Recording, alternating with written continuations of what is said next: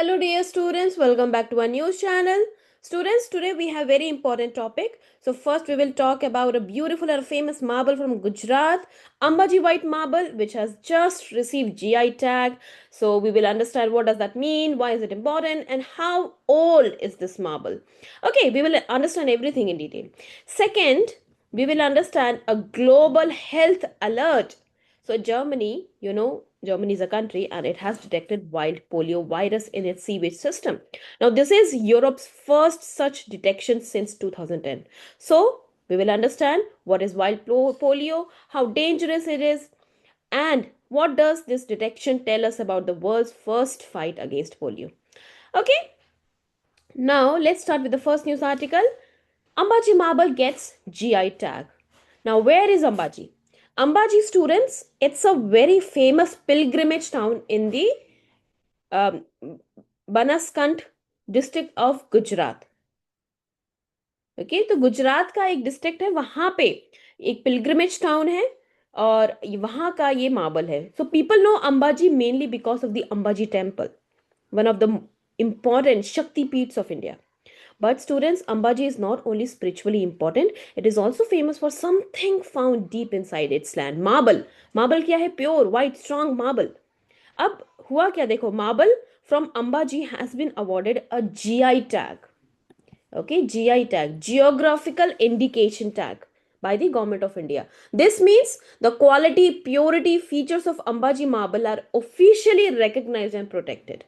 GI tag क्या होता है स्टूडेंट? GI tag अगेन एक स्पेशल स्टेटस होता है जो थिंग्स को दिया जाता है, और स्पेशली उन थिंग्स के लिए which are produced in a particular region. जैसे एक पर्टिकुलर रीजन में जो प्रोड्यूस होता है, जैसे Kanjeevaram sari, Banarasi silk, Panchhi petha in Agra, right? So it is produced in a particular region.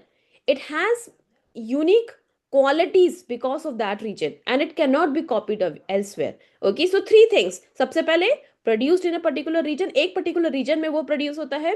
Secondly, उसकी unique qualities है उस region की वजह से. Third, कि वो कहीं और copy नहीं किया जा सकता है ना. एग्जाम्पल, बनारसी साड़ी हो गया, मैसूर सिल्क हो गया, नागपुर ऑरेंज हो गया, दार्जिलिंग टी हो गया. अब अंबाजी व्हाइट मार्बल ने भी इस लिस्ट को ज्वाइन कर लिया है.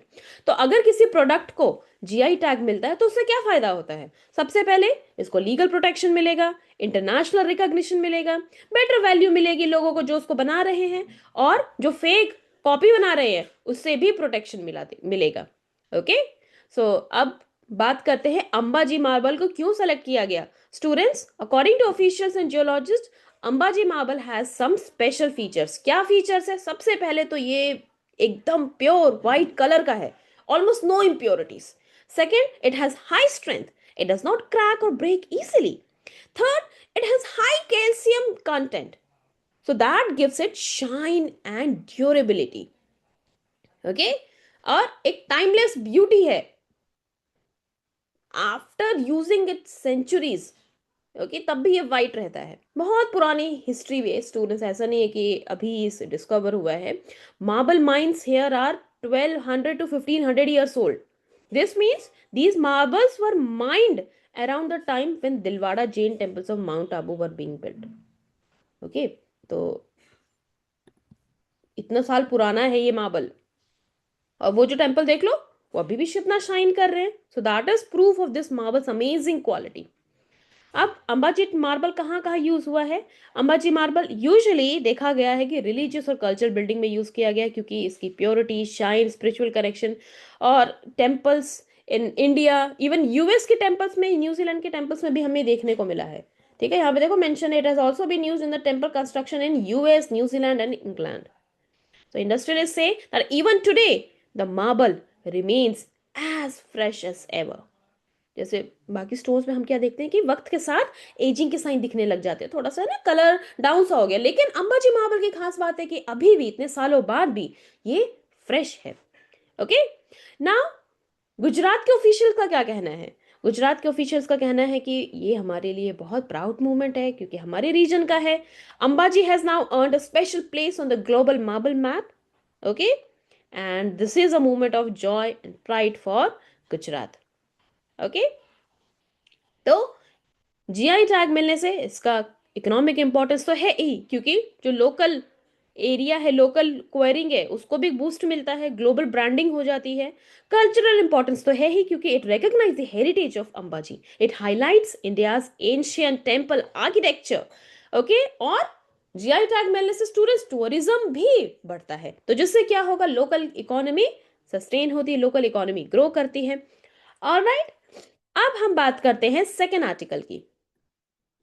तो सेकेंड न्यूज आर्टिकल है regarding wild polio found in German waste water. What is polio students? Polio, it's a viral disease. Polio it's a viral disease. अच्छा, लास्ट पॉडकास्ट में we have covered an article on TB, so your homework is to find out what kind of disease is TB. Okay, just let me know in the comments below. Now, what is polio? Polio is a viral disease and it mainly affects whom? Children under the age of 5. तो symptoms क्या हो सकते हैं? Fever, vomiting, weakness and sometimes students polio is asymptomatic. ये term हमने TB वाले एक podcast में भी कवर किया था। asymptomatic मतलब कि किसी पर्सन को डिजीज तो है लेकिन उसको कोई सिम्टम शो नहीं हो रहा।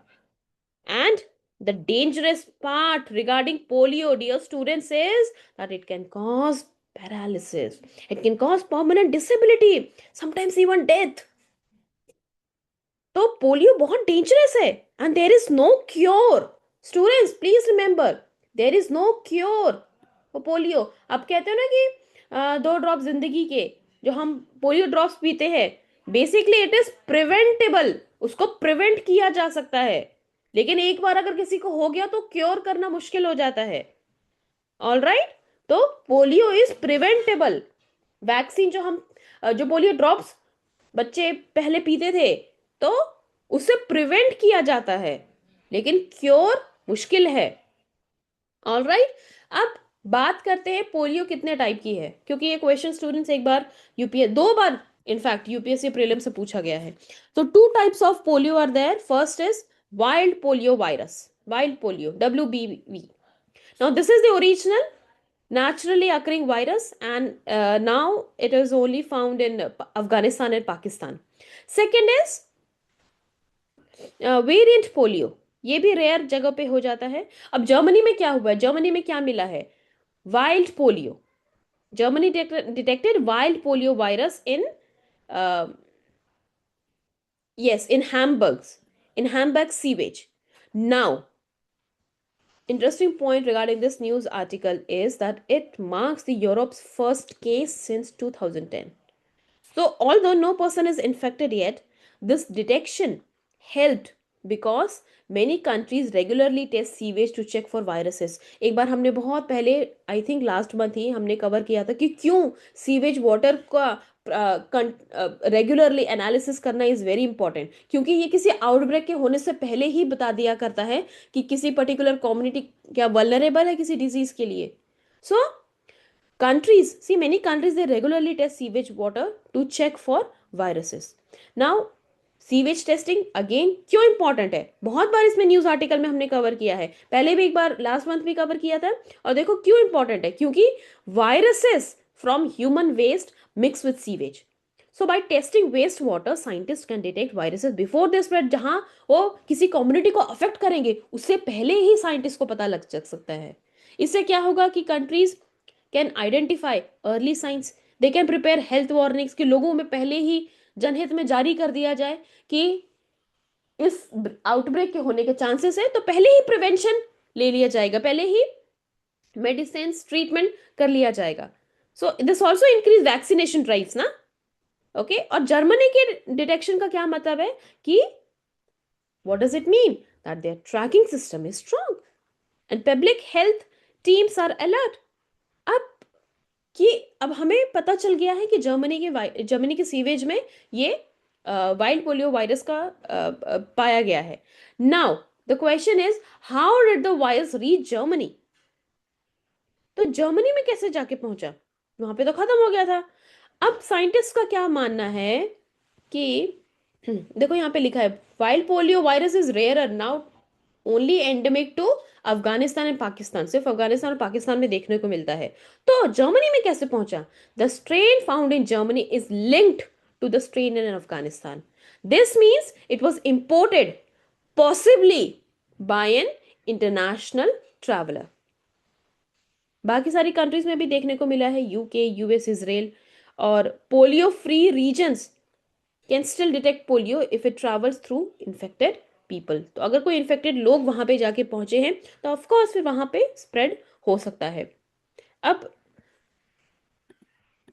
अब साइंटिस्ट से पूछा जा रहा है कि क्या ये सीरियस है, क्या should Germany worry? So experts say that the risk is low because Germany has very high vaccination coverage and no reported infection is being observed in people, and only sewage sample was positive। सिर्फ sewage में जो sample मिला है वो ही positive मिला है, लोगों में अभी तक नहीं पाया गया है। लेकिन ये जो डिटेक्शन है, it's a warning for the world.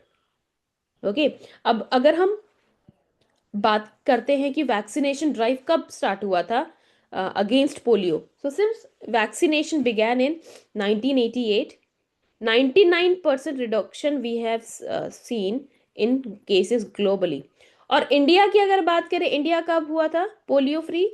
तो आपको ये बताना है in the comments. Yes, in the comments let me know when did India become polio free. But virus still circulates in two countries. आपको मैंने बताया ना कौन से दो कंट्रीज में है, अफगानिस्तान, पाकिस्तान। सो अगर polio, wild polio survives anywhere, what does it mean? That it can spread everywhere. This is why the world must continue vaccination campaigns, awareness drive, early detection, wastewater testing. Okay? तो हमें क्या पता चला?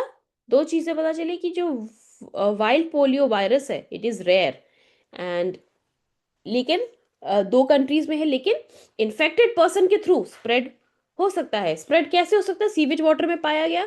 तो although risk is low, but still it calls for the continuous vaccination drive. All right. So that will be all for today, students. Today we have covered two important articles: Ambaji Marble and polio detection in Germany. So thank you for listening, students. Stay curious, stay aware, and keep learning.